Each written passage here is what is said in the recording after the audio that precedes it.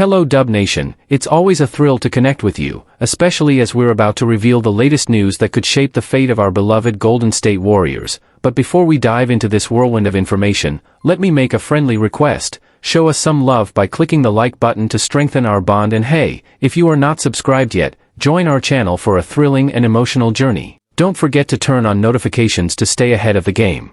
The Warriors might be wise to wait until the trade deadline to move Jonathan Kuminga. The best deal might still be months away. When the off-season began, I took what some might call an unconventional stance on the Golden State Warriors situation with restricted free agent Jonathan Kuminga. While many expected a trade to be imminent, I felt the smarter move was to re-sign him and keep the door open for a potential deal closer to the 2026 trade deadline. My logic was straightforward, maybe even a bit optimistic. Kuminga had shown flashes of star potential during the 2024-25 season. After Steph Curry's injury in the Western Conference semifinals, Kuminga stepped up in a big way alongside Jimmy Butler III. For a moment, it seemed like the concerns Steve Kerr had about the fit between the two were overblown. I figured it made sense to give Kuminga, and this new-look roster, a full training camp to see if things could click. And if they didn't? Well, it seemed unlikely that his trade value would be significantly lower in February than it was in July. Now, after a quiet and frankly underwhelming free agency period for both Kuminga and the Warriors, I find myself arriving at the same conclusion, but for very different reasons. The NBA landscape is shifting. More and more, the big moves aren't happening in the summer. They're happening at the trade deadline.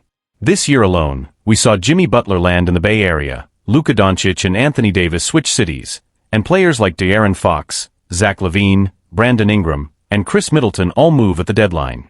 Compare that with this summer. Michael Porter Jr. was moved mainly as a salary dump. Desmond Bane was waived to make cap space. Even the biggest name on the market, Kevin Durant, only almost got traded. His reluctance to reunite with the Warriors tanked a deal that was practically done. The real action, it seems, is in February. Most teams are currently content with their rosters and are simply waiting to see how things unfold when the season starts. But once reality sets in, and it always does, some of those teams will be ready to pivot. And that's where the Warriors could strike. Kuminga's base year compensation only reinforces this strategy. Because of the NBA's salary matching rules, Golden State would only be able to take back half of what they pay Kuminga in a trade, limiting both the return they could get and the number of teams that could realistically make a deal now. Add that to the fact that his market seems to have cooled off significantly, with the exception of some current interest from the Suns, and the writing's on the wall: re-sign him, see how things go, and reassess in February. If the philosophical disconnect between Kuminga and the team persists, there will likely be a better trade market then. It might not be the flashiest move of the summer, but it just might be the smartest. What makes this situation even more intriguing is how much pressure is quietly building behind the scenes in Golden State. The franchise is walking a tightrope, trying to remain competitive in the twilight years of Steph Curry's career while also building a bridge to the future. Kuminga, in many ways, is right at the center of that balancing act. Internally, there's been a philosophical split. Some within the organization see Kuminga as a key piece of the future core, someone with all-star potential if given the right developmental runway. Others, including head coach Steve Kerr at times, have questioned his decision-making, his fit in the Warriors' motion-heavy system, and his readiness to contribute on a consistent, high-level basis. This internal debate is only amplified by the front office's broader strategic challenges. Golden State already has one of the league's highest payrolls and is dancing dangerously close to the second apron of the new collective bargaining agreement. That restricts their flexibility even further. Every roster decision now carries long-term financial and competitive implications. Meanwhile, around the league, the perception of Kuminga is evolving. Rival executives haven't forgotten the scoring bursts, the athleticism, and the flashes of elite two-way potential. But there's also growing awareness that the Warriors may not be the ideal environment for him to thrive. In the right system, one with more pace, less structure, and a heavier reliance on isolation or transition scoring, Kuminga could flourish. And teams know that. They're watching. But right now, they're also waiting. Executives are hesitant to overpay for a player who still hasn't proven he can consistently anchor a rotation in the postseason. That's why the trade market has been lukewarm this summer. Teams want a bigger sample size. They want to see if Kuminga can take that next step: consistency, maturity, leadership, especially now that the roster around him has changed. The arrival of Jimmy Butler III has added a new dynamic to the locker room. It's a leadership injection, yes, but also a cultural shift. Butler plays hard, holds teammates accountable, and doesn't tolerate passive effort. If Kuminga is going to solidify his role, this is the season to do it. And if he thrives in that environment, his trade value won't just recover, it could skyrocket. In the short term, that means the Warriors have a window to evaluate, not just Kuminga's growth, but how he fits alongside Butler, Curry, and what remains of the championship core. They've already missed out on several key free agents, and they aren't likely to land a top-tier name without giving up a real asset. So why rush? Letting the season play out, even just into January or early February, might clarify everything. By then, the standings will be sorting themselves out, and a handful of frustrated teams will be looking for a spark, an infusion of talent, youth, and upside. That's when Kuminga's value could truly peak. In the meantime, re-signing him sends a strong message. It signals faith in his growth, commitment to the future, and perhaps most importantly, patience. Not every move needs to be a headline-making blockbuster.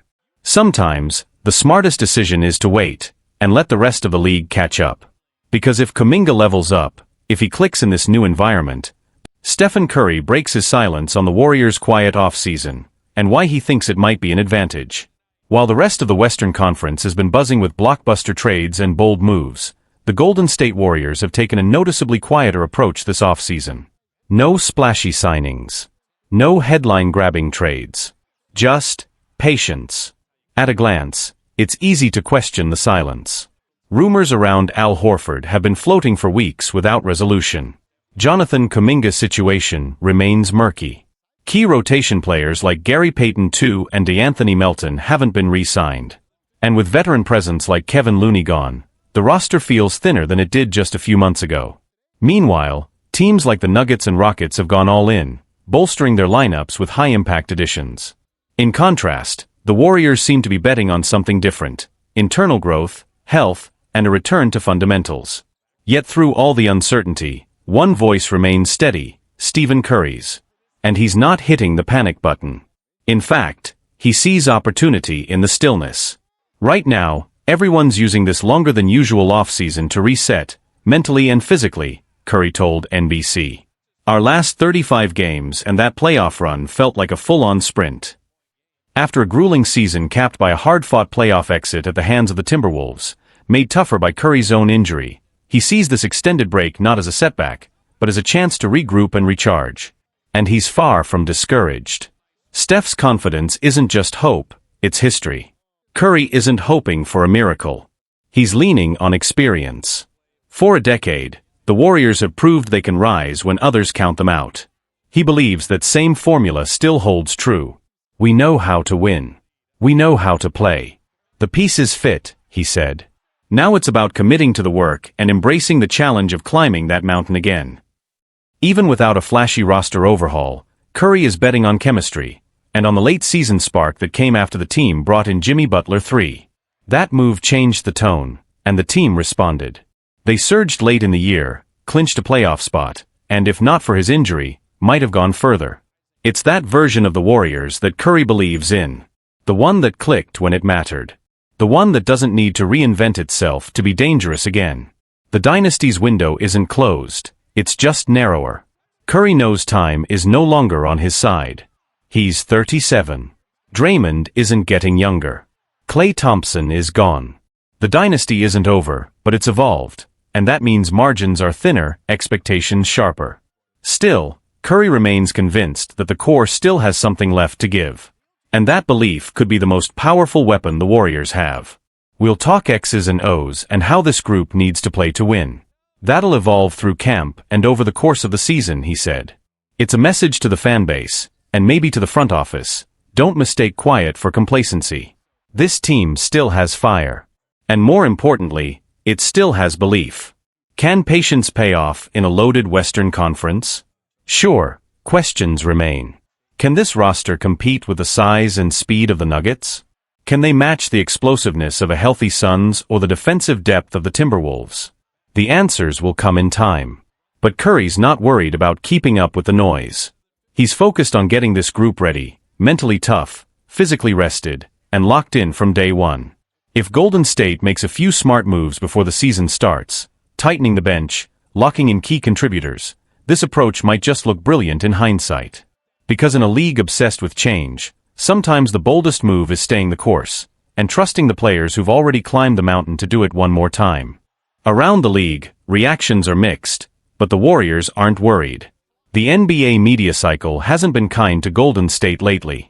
Analysts across networks have raised concerns about the team's quiet approach.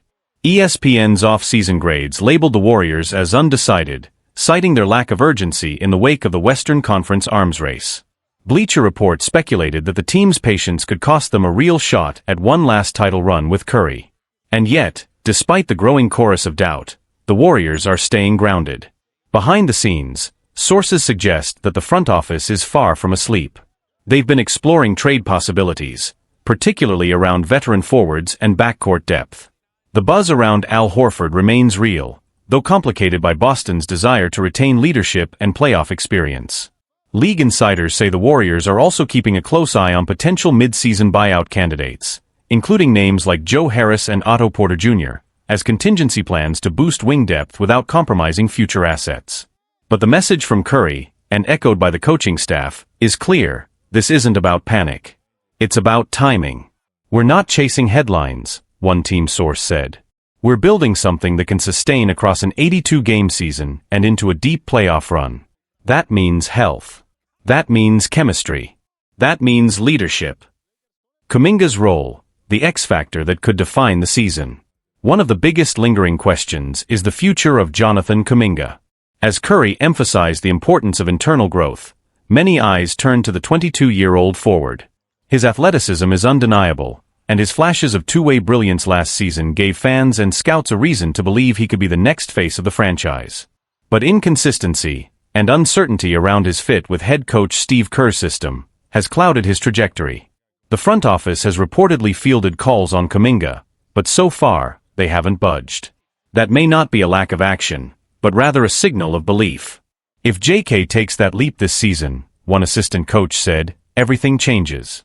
We're a different team. A better one. Whether the Warriors fully commit to Kuminga or pivot by the trade deadline remains to be seen. But his development could be the single biggest swing factor for Golden State's season. The Butler Effect. Can his leadership push the core higher? The late-season edition of Jimmy Butler 3 may have flown under the radar for most of the league, but within the Warriors' locker room, it's already had ripple effects. Butler, known for his no-nonsense leadership and playoff intensity, has reportedly embraced a mentor role alongside Curry and Draymond Green. His arrival has added both competitive edge and off-court discipline, two traits that could prove crucial in guiding younger players like Moses Moody and Brandon Podziemski. During team workouts this offseason, Butler has already been vocal about raising standards and pushing pace, especially on the defensive end. According to multiple reports, Curry has welcomed that energy, seeing it as exactly what the team needs to maximize its current window. What's at stake this season? With the dynasty years slowly fading in the rearview mirror, this season feels pivotal. It's not just about chasing another title, it's about proving that the Warriors can evolve without compromising their identity. If the gamble on continuity pays off, it could redefine how contending teams approach roster building in an increasingly reactionary league. If it doesn't, the franchise may be forced into tough decisions come February, especially regarding younger assets and the structure of their post-Curry future. For now though, Stephen Curry is focused on what he can control: preparation, culture, and keeping the belief alive. We've been counted out before, he said. And every time, we find a way. That hasn't changed. Kendrick Perkins backs two underrated Warriors prospects, and compares their path to OKC's success. As the Golden State Warriors navigate an offseason filled with uncertainty and growing outside skepticism, there's at least one voice in the national media that's still betting on their future. Kendrick Perkins, speaking on ESPN's First Take, offered a rare dose of optimism. While others focused on the Warriors' lack of splashy moves and thinning depth, Perkins turned the spotlight on something else: player development. More specifically, on two young names many fans and critics aren't paying enough attention to. You ever heard of player development? Perkins asked bluntly during the debate. Look at Tracy Jackson-Davis. Look at Quinton Post. These guys can play. The Warriors need growth, not just big moves. After Stephen Curry's injury derailed their playoff run in the Western Conference semifinals, the Warriors found themselves at a crossroads. Key veterans like Kevin Looney have moved on, and the front office has yet to pull the trigger on any major additions. Critics, including former Warrior Baron Davis, have called out the team's lack of depth, and fans have questioned why the younger players aren't getting reps in Summer League. But Perkins isn't buying into the panic. Instead, he's focusing on what could go right. He pointed to second-round picks Tracy Jackson-Davis and Quinton Post, two under-the-radar prospects who've shown encouraging flashes. Warriors GM Mike Dunleavy Jr. has praised both players for exceeding early expectations, and within the organization, there's a quiet belief that these two could play real rotational roles this season. Perkins sees a path, and it looks a lot like Oklahoma City and Indiana. Perkins drew a direct comparison to teams like the Indiana Pacers and Oklahoma City Thunder, two franchises that didn't lean on big-name acquisitions, but instead built success by trusting their player development pipelines. Oklahoma City showed us what it looks like, Perkins said. Indiana, too. You've got to give young guys a chance to grow in your system. He referenced Thunder forward Jalen Williams as an example, someone who was overlooked early on, but turned into a key contributor during OKC's finals run. Be honest, Perkins said with a smile. Did you even know who Jalen Williams was before this year? And I'm not talking about J-Dub, Jalen Williams. I'm talking about the Jalen Williams. It was a challenge, not just to viewers, but to NBA teams. Stop chasing instant results. Start building the right way. A vote of confidence in the Warriors' culture. Perhaps most notably, Perkins didn't just talk up the Warriors' young talent. He placed Golden State ahead of both the Lakers and Clippers in terms of long-term confidence. There's one team in California that has real culture, real stability, and a real star that doesn't stir up drama, and that's the Golden State Warriors, Perkins declared. No noise. No mixed messages. Just leadership.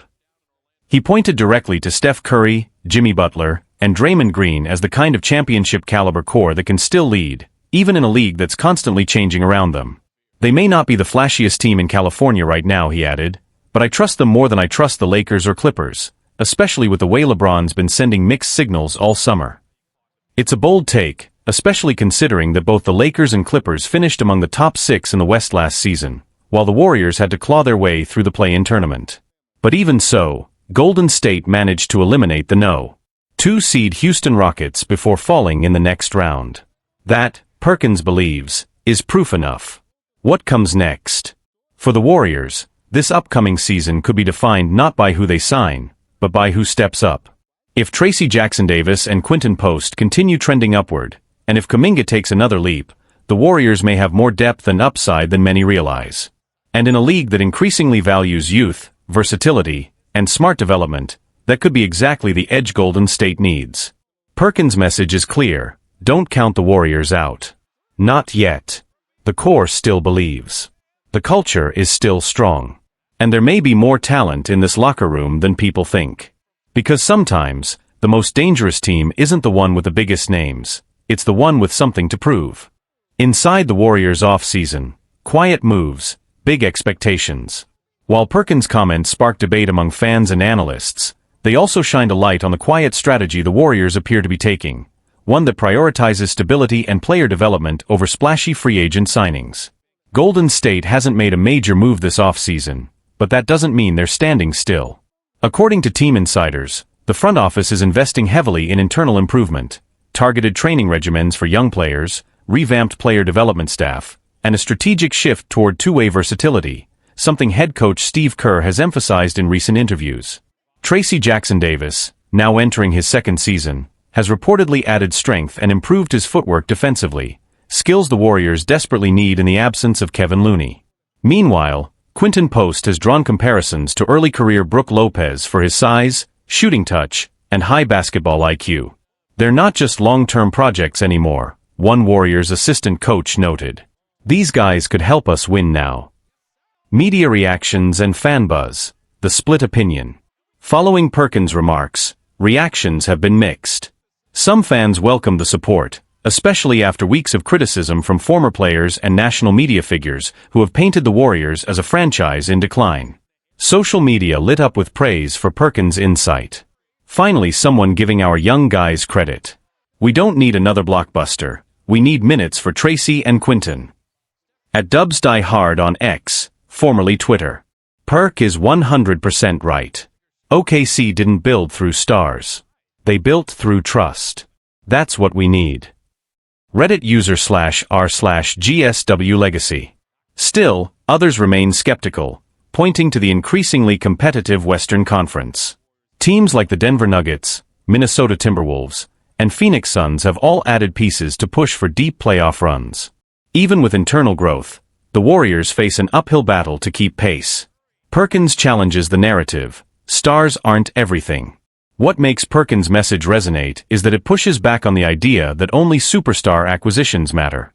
His comments suggest that what wins in today's NBA isn't just talent, it's continuity, culture, and the right role players rising at the right time. Jalen Williams, man. Nobody knew his name last year. But the Thunder believed in him, Perkins said.